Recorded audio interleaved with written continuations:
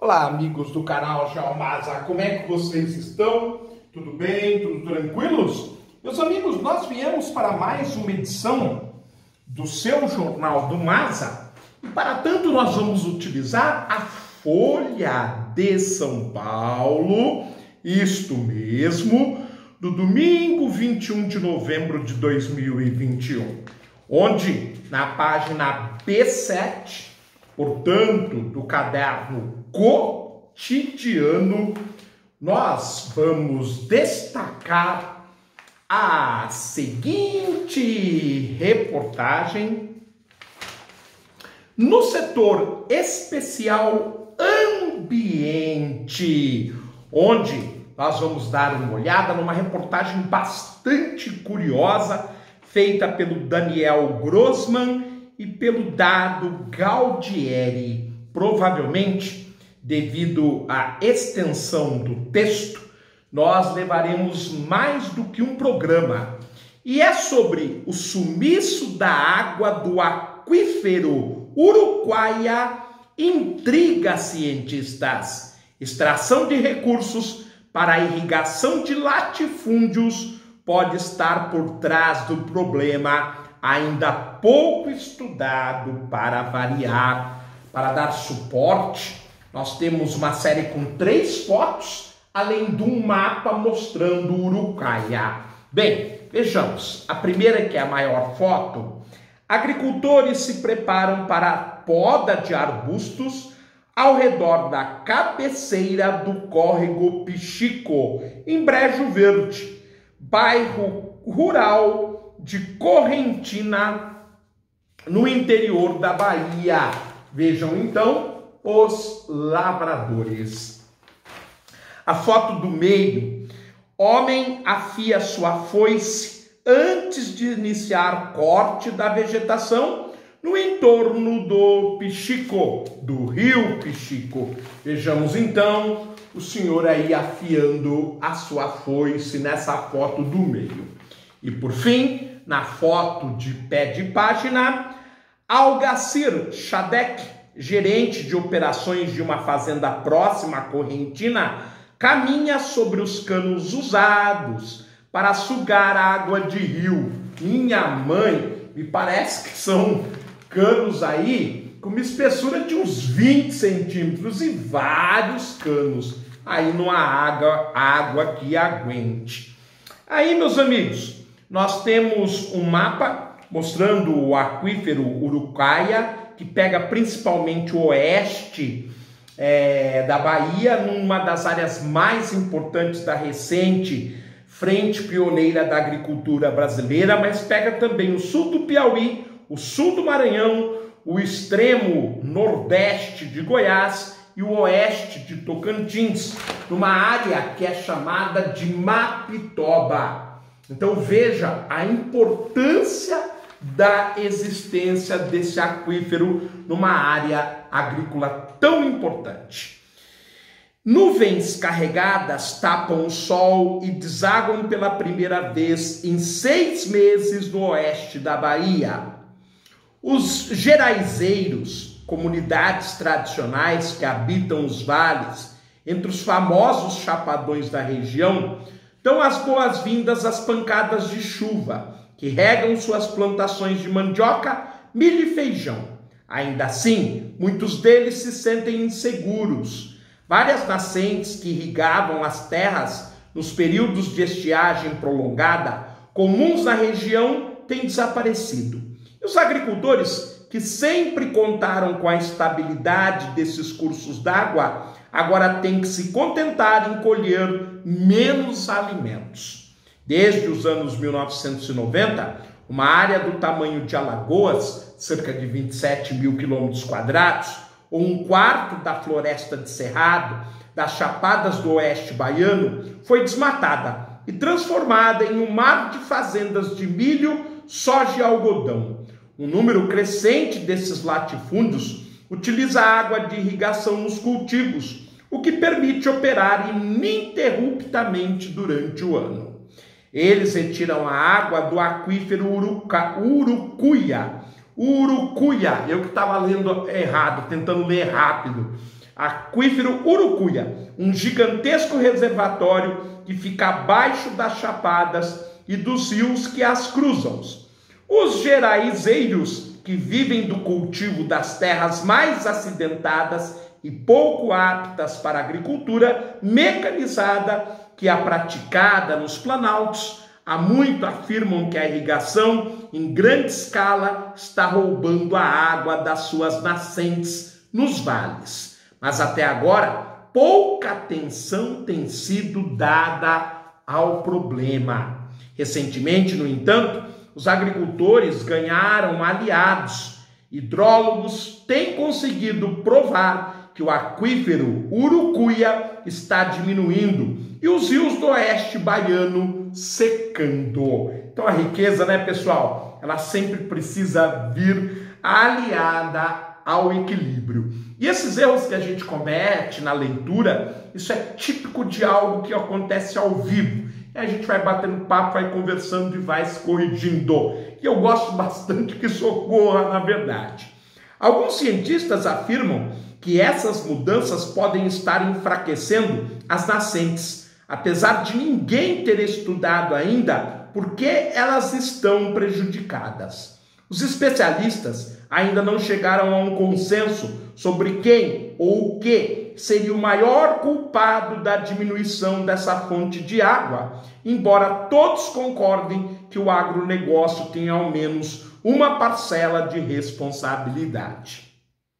Em setembro passado, ao lado de um rio próximo ao seu sítio, o geraizeiro Eldo Pereira Barreto contemplava a corrente que serpenteava em um pequeno oásis coberto de capim alto e verde, circundado por uma frondosa mata ciliar. A menos de 100 metros dali, uma floresta de árvores espinhosas e sem folhas, provavelmente em hibernação, cobria a terra ondulante até onde a vista alcançasse.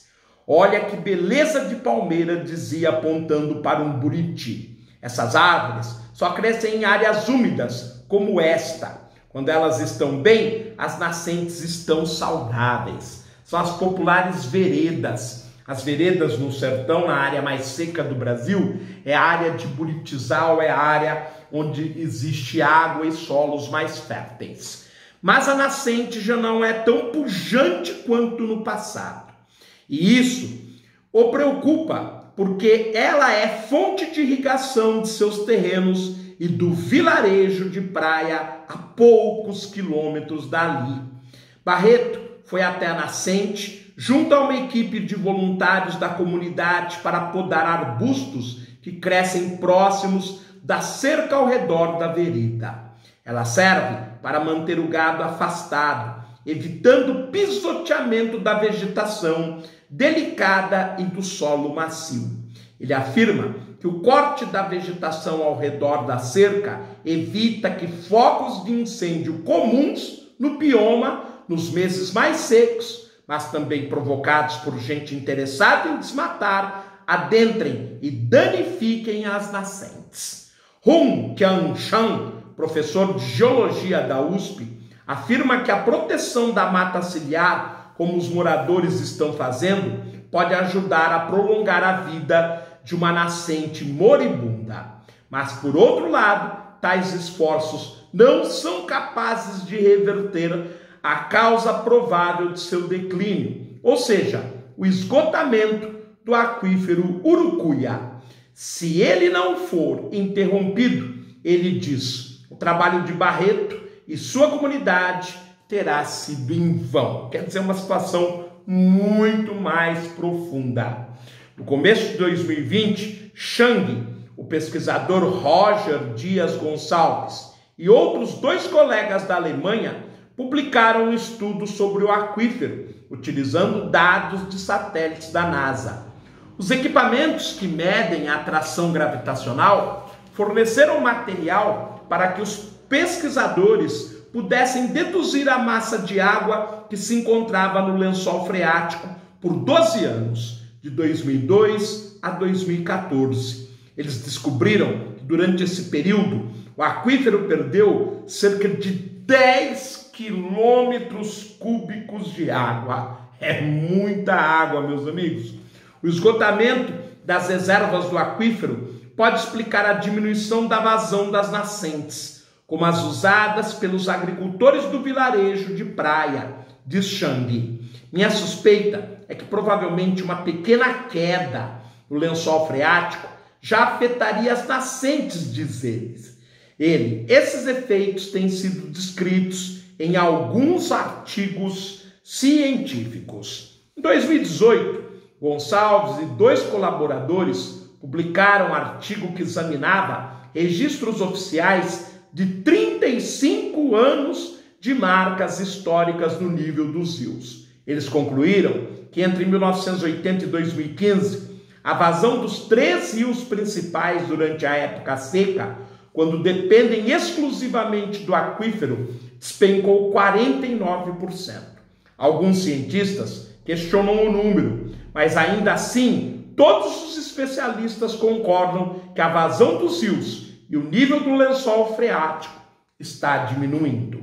Determinar o que causa essas mudanças tem, portanto, implicações políticas importantes. Por exemplo, para prever o suprimento de água não apenas na Bahia, mas ao longo de todo o curso do São Francisco, uma vez que o Urucuia é fonte mais significativa das águas do rio, que se espalha por milhares de quilômetros em 5 estados e ajuda a gerar 1/10 da energia hidrelétrica do Brasil.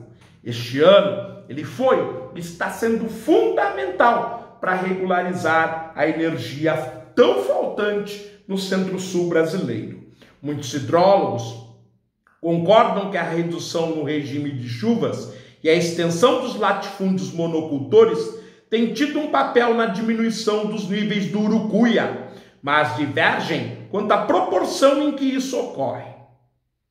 Não temos respostas definitivas, diz Chang, apenas estamos começando.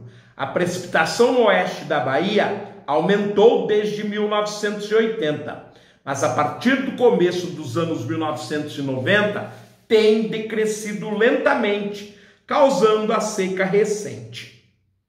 Comparado à década de 80, o período desde 1993 tem se mostrado 12% mais seco. Eduardo Marques, geólogo e professor da Universidade Federal de Viçosa, autor de um artigo sobre o aquífero, diz que uma década de diminuição de precipitação é provavelmente a causa primária do estresse hídrico recente. Chang e Gonçalves discordam. Não tem a ver com as chuvas, diz Gonçalves. A gigantesca perda de água detectada em seus estudos e nos dados do satélite ocorreu em um período de 12 anos em que a precipitação quase não mudou. A única coisa que pode explicar a queda é a extração da irrigação, afirma Chang. O Estado requer outorgas, como são conhecidas as permissões para o bombeamento de água, que estipulam máximos de vazão para as empresas. Chang explica, porém, que a supervisão é mínima na Bahia e que é provável que muito do bombeamento seja feito em poços artesianos ou bombas flutuantes nos rios, ficando assim subnotificado ou até mesmo inexistente no controle estadual. Ou seja, para beneficiar certos setores, nós temos problemas até com o uso da água. Marco Reio Costa, cientista atmosférico da Universidade Federal de Viçosa, prefere um meio termo. Creio que os 2 fatores são igualmente importantes, diz.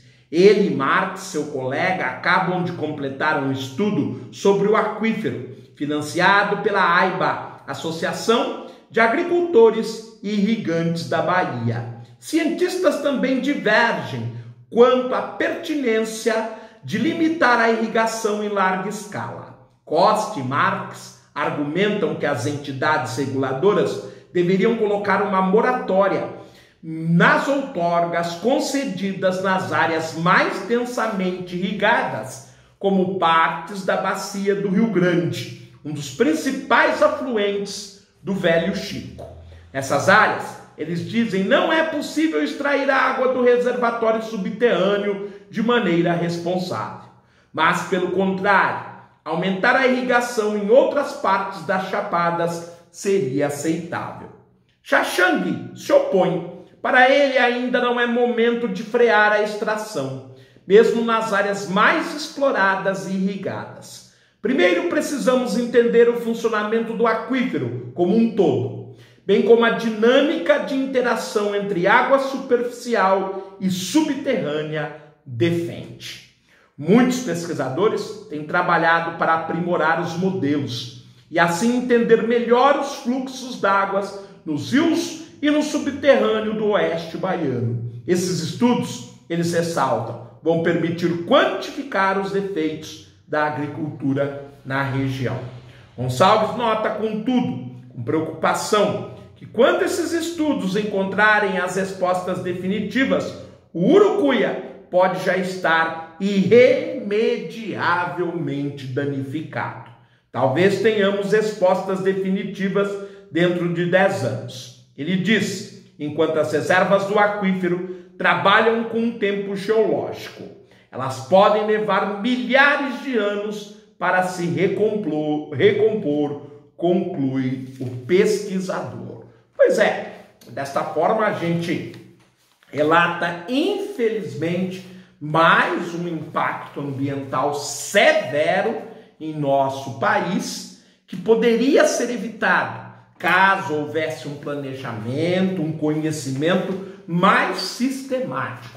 Não se trata de ser contra a agricultura, a pecuária, enfim, o agronegócio, mas também é necessário que as próximas gerações possam utilizar as riquezas, tanto subterrâneas, subsuperficiais, superficiais, e continuar a colher e a plantar. Para isso, precisamos de organização e conhecimento. Um grande abraço, fiquem bem, eu espero vê-los oportunamente em uma nova edição. Tchau, pessoal!